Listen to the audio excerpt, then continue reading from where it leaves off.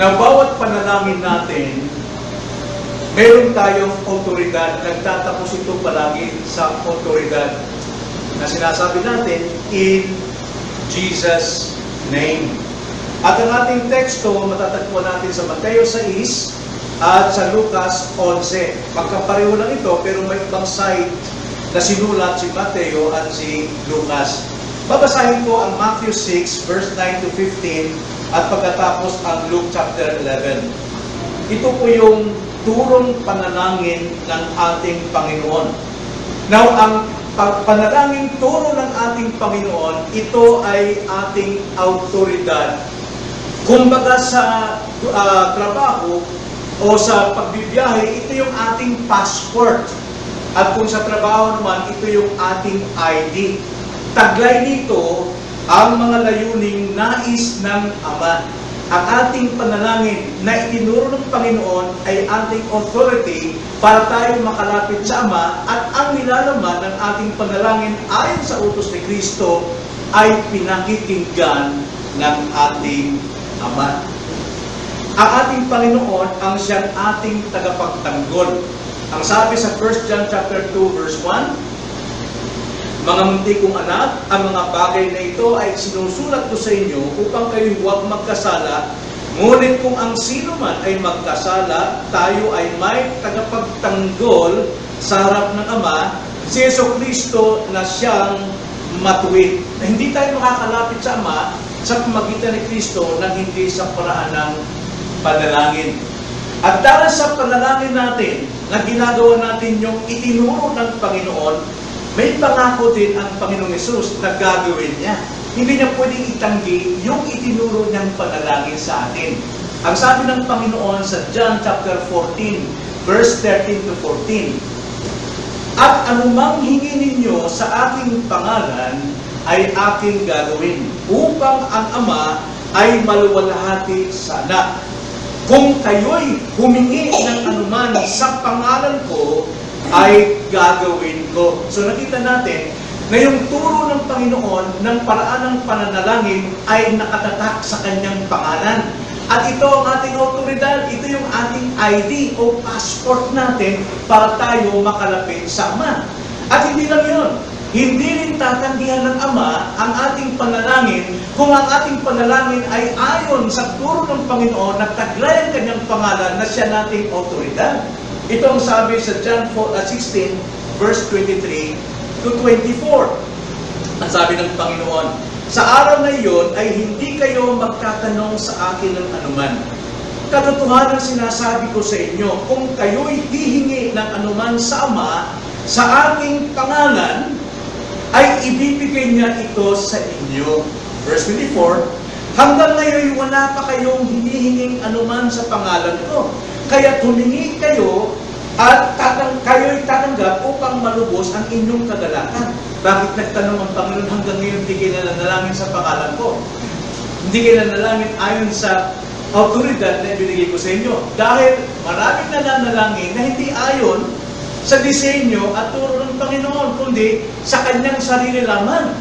Na alam natin, walang ibang tagapamagitan sa Diyos at sa atin ay tanging ang Panginoong Hesus lamang. Pero yung sabi sa verse 26, sa araw na yon ay hihingi kayo sa aking pangalan, at hindi ko sinasabi sa inyo na ako hihingi sa Ama para sa inyo. Ang sabi niya, sa araw na yon, hihingi kayo sa aking pangalan, Diyos Ama, pero huwag mo sabihin na ako ang mamamagitan para sa inyo sa Ama. Hindi. Kayo na mismo tatanggapin ng Ama ang inyong panalangin dahil yan ang turo ko sa inyo. Kaya sabi sa 27, sapagkat ang Ama mismo ang nagmamahal sa inyo, sapagkat ako'y inyong minahal, at kayo'y nananampalataya na ako'y buhat sa Diyos. So ito po yung otoridad natin sa panalangin. Ano yun? Yung paraang ibinigay ng Panginoon. Taglay dyan ang kanyang pangalan. Nakatatak dyan ang kanyang pangalan. Kaya ito yung otoridad natin upang tayo'y makalapit sa Ama. At hindi niya tatanggihan ang sabi dyan. So ano ang layunin ng panalangin itinuro sa atin ng Diyos? Taglay dyan ang layunin. Halimbawa tulad ng ID rin, di ba? Yung ID ng pulis. Hindi natin pwede basta hamakin lamang yun. may nakasaad, may mensahe doon sa kanyang tsapa na yun. Buong Pilipinas, andun yung kanyang authority.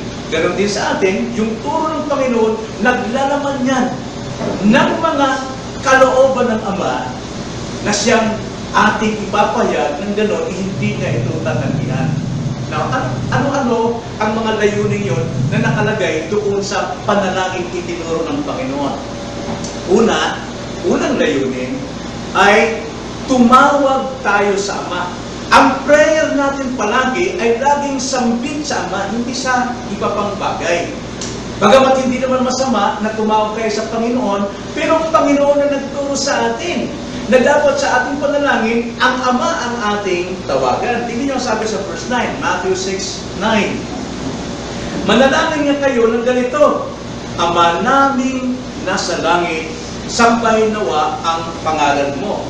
Walang sinabi ng Jesus Christ na manalangin kayo sa Espiritu Santo. Hindi. Kundi manalangin kayo, tumawag kayo sa Ama. Ganon din sa Lucas 11:2. Sinabi niya sa kanila, kapag kayo'y nananalangin, inyong sabihin, Ama, sambahin nawa ang pangalan mo, dumating nawa ang kaharian mo. So pinapakita rito na ang authority na taglay natin ay nagtuturo sa ating Ama ang ating tawagin. Ibig sabihin po niyan, pagkat tumawag tayo sa Ama, kilala natin kung sino ang Diyos. Siya yung nakaupo sa trono, siya yung may kapangyarihan, siya yung soberanong Diyos. Dapat nating kilala niya. Pag tumawag tayong Ama, dapat nating tanggapin na ang Diyos ang hari. Siya ang nakaupo sa trono at hindi tayo. At ikalawa, kilalanan din natin ang ating katungkulan. Kapag tayo nananalangin, nagsambit tayo sa Ama, tignan din natin ang ating sarili. Ang sabi sa ating talata, dapat tayong sumamba sa Kanya. Tingnan niyo ang sabi sa verse 9, Ama naming nasa langit, sambahin nawa ang pangalan mo. Ang sabi naman sa Lucas, versikulo 2, ang sabi, Ama, sambahin nawa ang pangalan mo, dumating nawa ang kaharian mo. Now, napakaliwanag niya. Kilalanin kung sino ang Diyos at kilalanin din ang ating katungkulan sa harap ng Diyos. Kailangan sa ating panalangin, sambahin natin at purihin ang Diyos at gawin natin ang kanyang kalooban kung paano ginagawa ito sa langit. Sa langit, lahat ng sumasamba at nananalangin doon, ginagawa ang kalooban ng Ama. Nawa, ganun din ang gawin natin ang kalooban ng Ama habang tayo ay nasa lupa. Yun yung unang layunin sa panalangin itinuro ng Panginoon. Tumawag sa Ama, hindi kung kani-kanino. Ikalawang layunin ay sinabi sa verse 11 sa ating text, umamin tayong meron tayong pangangailangan. Tingnan niyo ang sabi sa verse 11, Matthew 6, ganito ang sabi, bigyan mo kami ngayon ng aming pagkain sa araw-araw.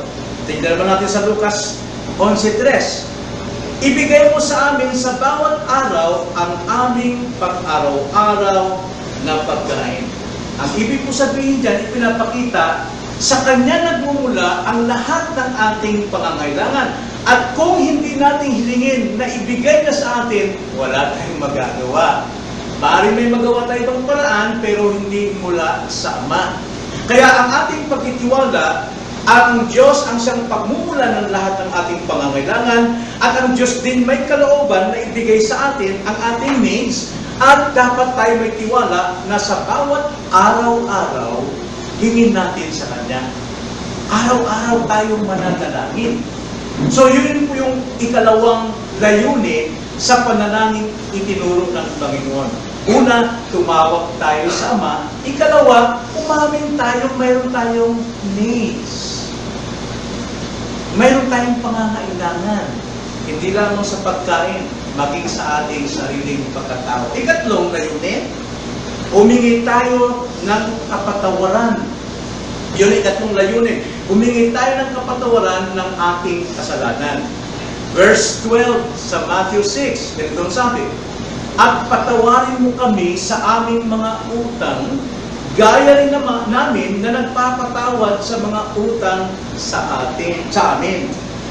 Ang sabi naman sa Lucas, verse 4:11, at ipatawad mo sa amin ang aming mga kasalanan, sapagkat pinatatawad naman namin ang bawat nagkakautang sa amin, at huwag mo kaming dalhin sa tukso.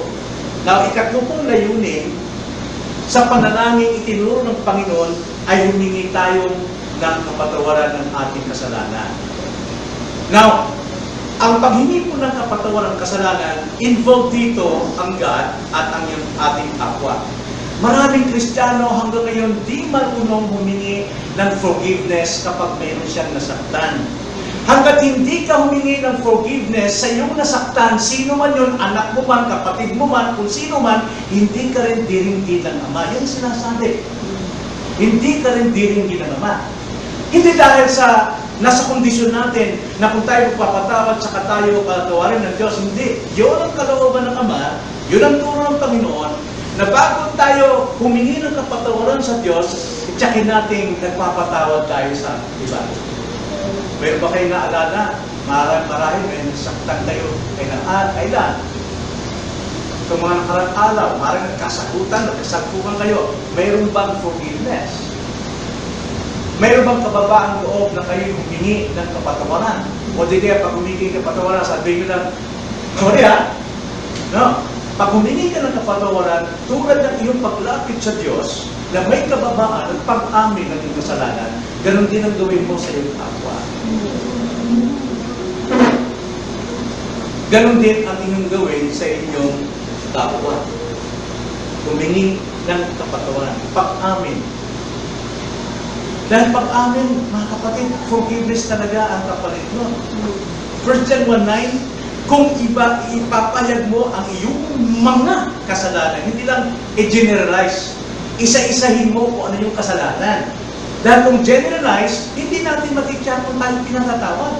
Dahil ang utos dyan, kung iyong ipapayag ang iyong mga detalyado kasalanan, tapat ang Diyos at banal siyang magpapatawad, at hindi lang yun. Lilinisin ka pa sa lahat ng iyong karumihan. Kaya sabi ng Panginoon dito sa Matthew 6:14-15, sapagkat kung pinatatawad ninyo ang mga tao sa kanilang mga kasalanan, patatawarin din naman kayo ng inyong Amang nasa langit. Ngunit kung hindi ninyo pinatatawad ang mga tao sa kanilang mga kasalanan, hindi din naman kayo patatawarin ng inyong Ama sa inyong mga kasamaan o kasalanan. Christian, ang turo ng Panginoon sa panalangin, yung authority natin para makalapit sa Diyos, ay dariyan ang paghingi ng kapatawaran sa ating kasalanan, sa Diyos at sa tao. At pang-apat na layunin, humingi tayo ng gabay. Sa English yan, nag-formulate ang mga Kristiyano na ano nilalaman ng Matthew 6 ay ano yon? Acronyms na ano? Ano yung acronyms na yon? How to pray? Acts, adoration, confession, thanksgiving, supplication. Pero sa akin hindi eh. Kung ano yung nakalagay dyan sa Bible mismo, kung ano yung aktong tinuro ng Panginoon, yun ang dapat natin gawin. Una, tumawag sa Ama. Ikalawa, umamin na mayroon tayong needs. Ikatlo, humingi tayo ng kapatawaran. At pang-apat, humingi tayo ng gabay. Tingnan nyo sabi sa verse 13.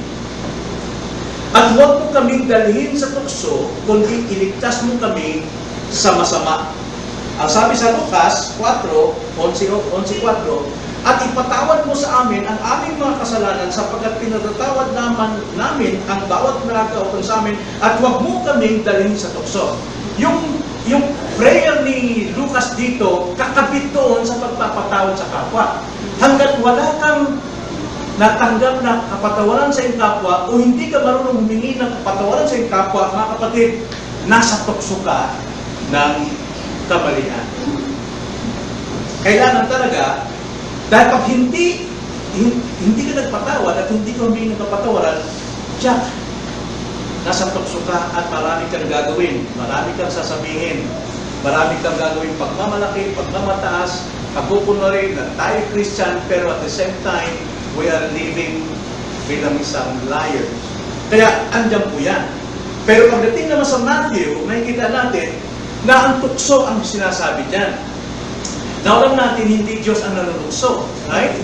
Kaya ang prayer dyan, kung ating titignan, ang sabi, huwag mo kaming dalhin sa tukso. Ibig sabihin, huwag niyo kaming dalhin sa mga pagsubok na siyang magtutukso sa amin para magkasala. Dahil kaya naman, ang Diyos hindi nagbibigay ng tukso. Kundi, yung pagsubok natin, kung minsan, nadadala tayo sa damdamin, napupunta tayo sa tukso ng kasalanan. Ang sabi sa James 1:13, huwag sabihin ng sino man kapag siya'y tinutukso, ako'y tinutukso ng Diyos. Sapagkat ang Diyos ay hindi natutukso ng masasama at hindi rin siya nanunukso sa sino man. Kaya lahat ng ating trials, lahat ng temptations na ating kaharap, ay ginagamit ng Diyos yan bilang pagsubok sa atin kung siya ba'y ating susundin. Pero kung yung trials at temptations na dumating sa atin na hindi tayo humingi ng gabay sa Diyos, tiyak papasok tayo sa tukso para tayo magkasala. Kaya pang-apat na layunin ng prayer na binigay ng Panginoon ay malayo tayo sa tukso ng kasalanan pagdating sa mga pagsubok sa buhay. At higit sa lahat, malayo tayo sa gawa ng masama. Yun ang ating prayer every day. Alam nyo, kanina sa balita, habang nanonood kami ng aming kumare sa balita, may mga sasakyan na nagbanggaan, dugtong-dugtong, at maraming namatay. Bakit po? Maaaring mangyari yan sa atin. Pero kung mayroon tayong panalangin, ang Diyos ang may kontrol. At ang ating panalangin, yung way ng ating pananalangin, ayon sa turo ni Kristo, authority natin sa Diyos, at hindi niya ito tatanggihan. Bakit hindi tayo mananalangin sa ating pangangailangan every day? Kailangan natin ng prayer. Kaya nga, sa ating pagkatapos, ang buong layunin ng pananalangin itinuro ng Panginoon ay nauuwi sa pasasalamat sa Diyos. Dahil sa Acts, wala yung Thanksgiving dyan eh. Ang pasasalamat ay nasa ibang bahagi. Like for example, 1 Thessalonians chapter 5, verse 17 to 18. Anong sabi doon? Magpasalamat kayo lagi sa lahat ng bagay. Pag sinabi ng lahat ng bagay, even our prayers. Bakit? Sapagkat itong kalooban ng Diyos sa atin na kay Kristo. Yung ating panalangin at pasasalamat dahil doon kay Kristo, yun ang ating authority. Yun ang ating passport at ID. Kaya kung alam mo ang layunin ng lahat mong ginagawa, kung mayroon ka mong ginagawa, kung alam mong layunin, mayroon kang layunin, alam mo hindi ka mabibigo dahil alam mo ginagawa mo. At hindi ka mapapasok sa pagkasipayo. Walang pagsisisi. So, ganoon din sa pananalangin. Sa ating pananalangin, kung alam natin ang layunin ng ating pananalangin, hindi tayo papasok sa kabiguan at hindi tayo papasok sa pagkasipayo. Dapat alam nating manalangin. Anong layunin ng panalangin? Tumawag sa Ama, umamin na mayroon tayong pangangailangan, tayo humingi ng kapatawaran sa ating kasalanan sa Diyos, at pang-apat, humingi tayo ng gabay sa bawat araw.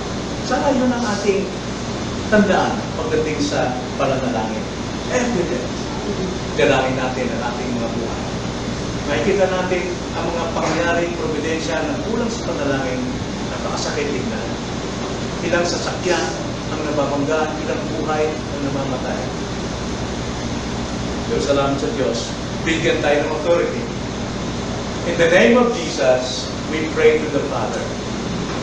At hindi tatanggihan ng Ama ang panalangin turo sa atin ng buhay. Tayo na lang.